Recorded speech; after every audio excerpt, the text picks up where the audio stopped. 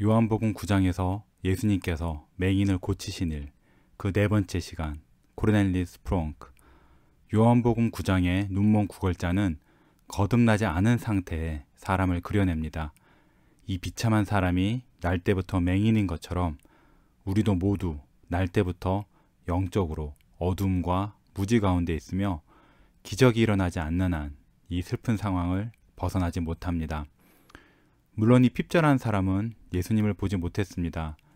아마도 자기 앞에 누군가 서 있는 것은 느꼈을 것이지만 그 사람이 누구이고 그 사람이 자기에게 어떤 의미를 갖는지는 몰랐습니다. 이 사람은 비참함에 처해 있었지만 자기 곤경을 그다지 크게 염려한 것 같지는 않습니다. 이 사람이 날 때부터 눈이 멀었다는 사실을 잊지 마십시오. 이 맹인은 보는 것이 무엇인지 몰랐습니다. 복음서에는 다른 맹인이 한 명 더 나옵니다. 바디메오입니다. 바디메오는 원래 눈이 보였다가 안 보이게 된 사람이어서 자기에게 무엇이 없는지를 알았습니다. 예수님이 그에게 내게 무엇을 하여 주기를 원하느냐 라고 물으시자 바디메오는 선생님이여 보기를 원하나이다 라고 답했습니다. 마가복음 15장 51절을 보십시오. 헬라어를 보면 다시 보기를 원하나이다 라고 물은 것입니다. 하지만 요한복음 9장의 맹인은 다릅니다.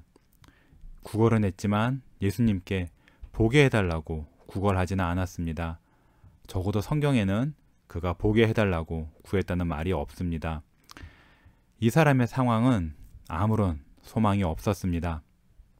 일어날 수 없는 일을 남에게 구한다 한들 무슨 소용이 있겠습니까? 죄인이여, 그대의 상황도 이와 같지 않습니까? 그대는 이 맹인과 같습니다. 그대는 영적인 진리를 보지 못합니다. 복음 설교를 여러 번 들었지만 무슨 말인지 도무지 알지 못합니다. 그대는 예수님을 보지 못합니다. 더 나쁜 사실은 예수님을 보지 못한다는 사실조차도 깨닫지 못하고 있습니다. 그대는 그대에게 무엇이 없는지 모릅니다. 영혼의 눈이 멀어서 다른 사람들, 그러니까 영혼의 눈이 열린 사람들이 보는 것을 그대는 보지 못합니다.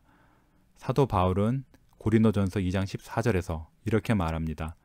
육에 속한 사람은 하나님의 성령의 일들을 받지 아니하나니 이는 그것들이 그에게는 어리석게 보임이요 또 그는 그것들을 알 수도 없나니 그러한 일은 영적으로 분별되기 때문이라 하고 말했습니다.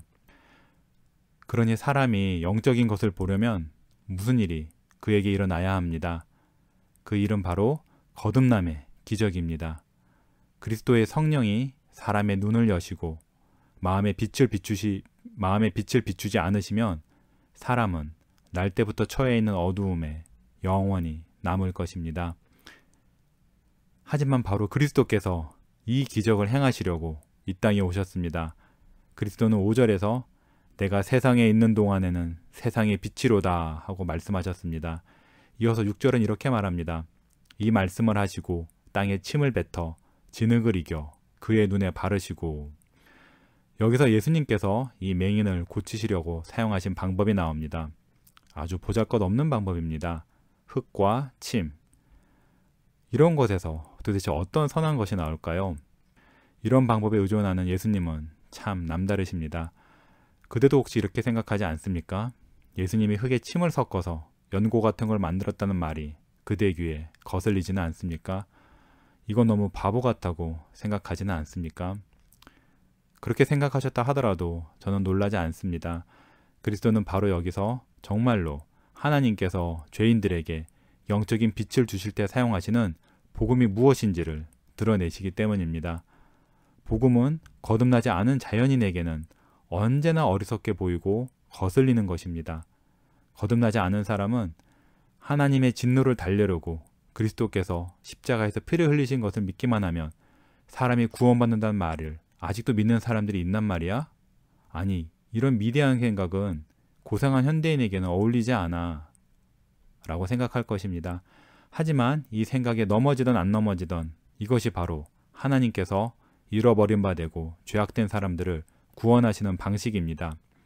진흙이요? 예. 하지만 예수님께서 직접 손으로 만드신 진흙입니다. 침이요? 예. 하지만 바로 구원자의 입에서 나온 침입니다. 복음도 이와 같습니다. 복음도 그리스도의 입에서 나옵니다. 하나님께로 돌아온 죄인은 다 그리스도가 손으로 직접 행하신 일입니다. 그리스도는 하나님의 아들입니다. 그래서 그리스도는 세상과 사람의 창조주이십니다. 예수님께서 침과 흙으로 이 비참한 사람을 고치신 일은 창조를 다시 행하시는 일입니다. 창세기 2장은 하나님께서 사람을 어떻게 지으셨는지 말합니다. 흙으로 지으시고서 생명의 숨을 불어 넣으셨습니다. 하나님의 형상을 사람에게 찍으셔서 사람에게 온갖 귀한 은사를 다 주셨습니다. 사람은 하나님께 지식과 의로움과 거룩함을 받았습니다. 하지만 사람은 타락했습니다. 그래서 하나님의 형상을 잃어버리고 부지하고 불의하며 거룩하지 않은 자가 되었습니다. 그리스도는 이런 사람들 중에서 창세전에 택하신 자들에게 잃어버린 하나님의 형상을 회복시키려고 이 땅에 오셨습니다. 이 맹인은 하나님 아버지께서 그리스도에게 주신 사람 중 한 명입니다. 여기서 그리스도는 이 맹인의 눈을 몸의 눈이나 영혼의 눈 모두 다 열어주십니다. 다시 한번 창조주께서 이제 타락한 피조물 앞에 서셔서 새로운 창조로 이 사람을 흙에서 침을 섞어 지으셨습니다. 물론 그리스도는 단지 말씀만으로도 이 사람의 눈을 여실 수 있었습니다. 하지만 방법을 사용하시기로 하셨습니다. 이 방법이 하나님의 구원의 길이 하나님의 종이 설교한 하나님의 말씀을 믿는 방법으로 일어난다는 사실을 나타내고 있는 것은 의심할 바 없습니다. 바울의 말이 이렇습니다. 고린도전서 1장 21절입니다. 하나님의 지혜에 있어서는 이 세상이 자기 지혜로 하나님을 알지 못함으로 하나님께서 전도에 미련하신 것으로 믿는 자들을 구원하시기를 기뻐하셨도다. 예, 그리스도께서 이 맹인을 고치셨습니다. 하지만 이 맹인도 그 과정에 참여합니다. 이 맹인은 방법 없이 나은 것이 아니라 방법을 사용해서 나았습니다. 예수님께서 맹인에게 해야 할 일을 주셨습니다. 구주께서는 맹인의 눈에 기름을 부으신 뒤에 실로암 못에 가서 씻으라 하고 명하셨습니다. 이 명령에 대해서도 드릴 말씀이 몇 가지 있습니다. 먼저 예수님은 매우 구체적인 명령을 주셨습니다. 복음도 똑같습니다. 복음은 주 예수 그리스도를 믿으라. 그리하면 내가 구원받으리라 하고 말합니다. 복음은 이것도 하고 저것도 하라 라고 말하지 않고 오직 믿으라 하고만 말합니다. 제사장이나 목사를 믿으라 하지 않고 예수님을 믿으라고 명합니다. 만약 맹인이 문둥병자 나아만이 요단강에서 나았으니 나도 한번 요단강에서 씻으리라 라고 했다면 씻었어도 낫지 않았을 것입니다. 그리스도는 반대로 이 맹인을 작고 보잘것없고 잔잔한 웅덩이로 보내셨습니다. 왜 그랬을까요? 실로암 못이 바로 그리스도의 모형이기 때문입니다. 실로암은 성벽 바로 안쪽에 있고 벽 바깥 개천에 연결된 물길에서 물이 흘러 들어옵니다. 이 물길은 히스기야 왕이 성이 포위될 때를 대비해서 물을 확보하려고 만든 물길입니다. 실로암의 원래 이름은 히브리어로 즉 수동 분사 형태로 보내심을 받은 흘러 들어와지는 이라는 뜻입니다. 흐르는 원천 샘에서 이 못으로 물이 흘러 들어왔기 때문입니다. 이 실로아흐란 이름이 나중에 실로암으로 바뀌었고 사람들은 그 뜻을 하나님께서 당신 백성 이스라엘에게 복 주시려고 보내신 메시아가 주실 영적인 복의 상징으로 여겼습니다. 요한복음은 예수님을 성부 하나님이 보내신 분으로 계속해서 보여주고 있습니다. 이 사실이 매우 중요합니다.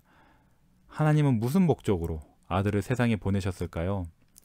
많은 목적이 있겠지만 그중 하나는 바로 세상의 빛, 또 생명수가 되게 하시려고 예수님을 보내신 것입니다. 그러니 실로암과 예수 그리스도의 관계를 생각하는 것은 일리가 있습니다. 구주께서 맹인 구걸자에게 실로암 못에 가서 씻으라고 하신 말씀은 말 그대로도 이해해야 하지만 영적으로도 해석해야 합니다. 맹인은 실로암 못에 가서 눈을 씻어야 했습니다. 하지만 여기에는 더욱더 큰 영적인 의미가 있습니다.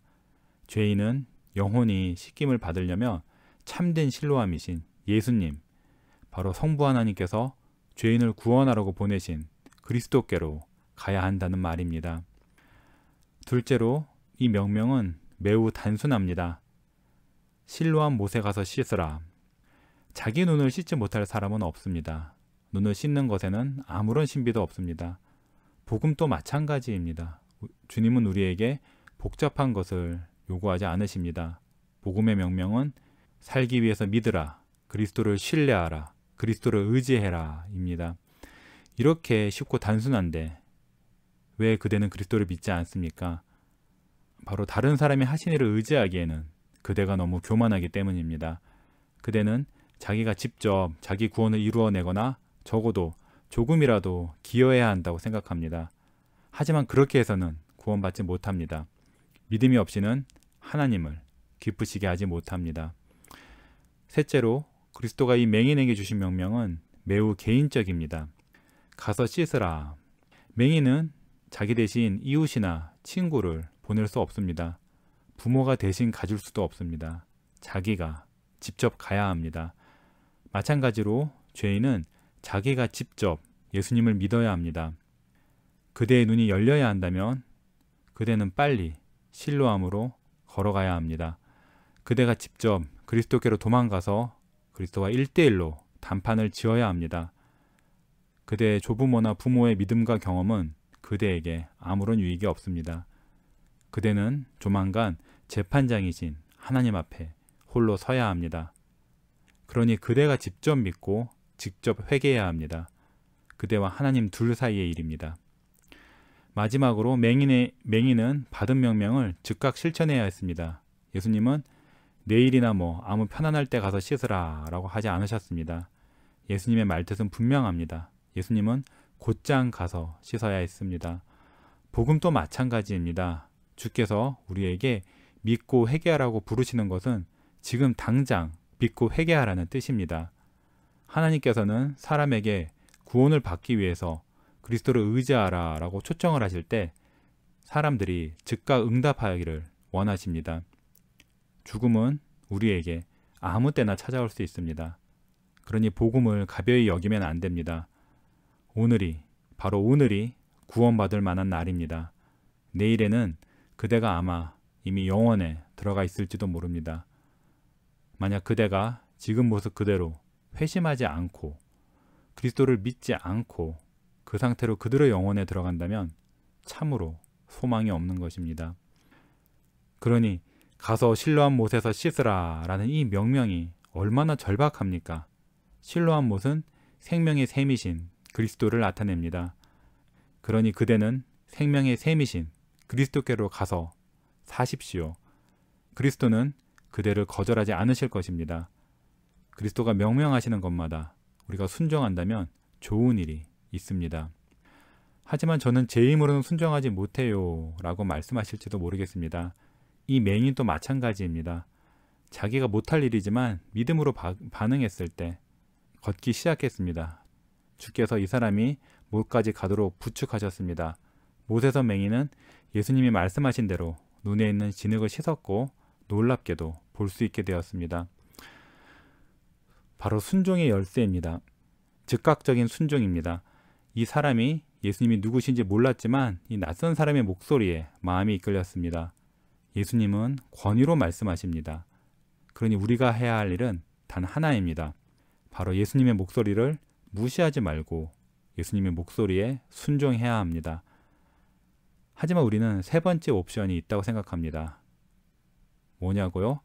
그리스도가 당신의 말씀으로 우리에게 생명을 얻고 씻음을 받기 위해 오라고 명하시면 우리는 물론 우리가 즉각 순종해야 한다고 압니다.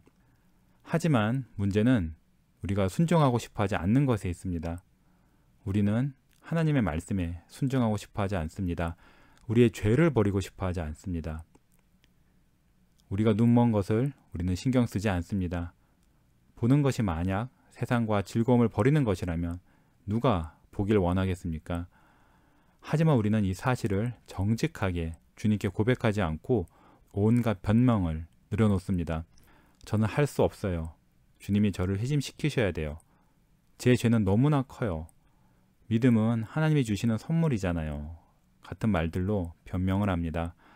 아니면 더 경건해 보이는 말들로 핑계댑니다. 제가 한번 이 문제로 기도해 볼게요. 성경이나 한번 다른 책들을 읽어볼게요. 주께서 그걸로 제 마음에 복을 주실지도 모르니까요 라는 식으로 말하기를 좋아합니다. 하지만 친구요, 이런 것들은 예수님이 그대에게 바라시는 것이 아닙니다. 적어도 지금은 아닙니다. 예수님은 이 맹인이나 눈먼 죄인인 그대에게 이렇게 말씀하십니다. 실로암 못에 가서 씻으라. 그러니 예수님이 명하신 이 일을 먼저 하십시오. 기도하고 성경 읽기를 원한다면 좋습니다. 하지만 일단은 먼저 실로암에 가서 씻은 다음에 그 다음에 기도하고 성경 읽기를 하십시오. 주님의 명백한 명령에 순종하지 않고 행하는 기도와 성경 읽기는 불순종입니다. 그리스도의 명령을 거부하는 것은 심각한 일이라는 사실을 명심하십시오. 그리스도는 성부 하나님께서 보내신 분이니 그리스도께 불순종하는 것은 성부 하나님께 불순종하는 것입니다. 사도 요한 또 요한일서 3장 23절에서 이렇게 말했습니다. 그의 계명은 이것이니 곧 그 아들 예수 그리스도의 이름을 믿고. 어떻게 해야 예수님을 믿는 건가요? 라고 물으십니까? 그대의 영혼을 그리스도께 의탁하십시오. 그대가 스스로 할 수 없는 일을 그리스도께서 그대를 위해 해달라고 간구하십시오. 그리스도께서 여러분 중 누구에게도 그러나 너희가 생명을 얻기 위하여 내게 오기를 원하지 아니하는도다 라고 말씀하실 일이 없었으면 좋겠습니다. 요한복음 5장 40절을 읽어보십시오. 예수님은 당신을 거부한 바리새인들과 유대인들에게 이렇게 말씀하셨습니다. 하지만 이스라엘의 지도자들은 예수님을 믿기를 거부했지만 이 가난하고 눈먼 이스라엘의 구걸자는 그리스도의 명령에 순종해서 그리스도를 높였습니다. 옛 청교도 신학자 존 트랩은 이렇게 말했습니다. 이 맹인은 눈이 먼 사람처럼 그리스도께 순종했다. 맹목적으로 그리스도께 순종했다는 말입니다. 죄인이여, 이 맹인에게서 생명의 길을 배웁시다. 그러면 그대는 길을 잃지 않고 헤매지도 않을 것입니다. 그렇다면 둘 다 넘어져 구덩이에 빠지지 않고 실로암으로 들어갈 것입니다. 실로암에서 그대의 눈이 열릴 것입니다. 예, 그대는 영적인 눈을 받을 것이고 모든 것이 새로워질 것입니다. 그래서 하나님께는 영광이 되고 그대에게는 구원이 될 것입니다. 아멘.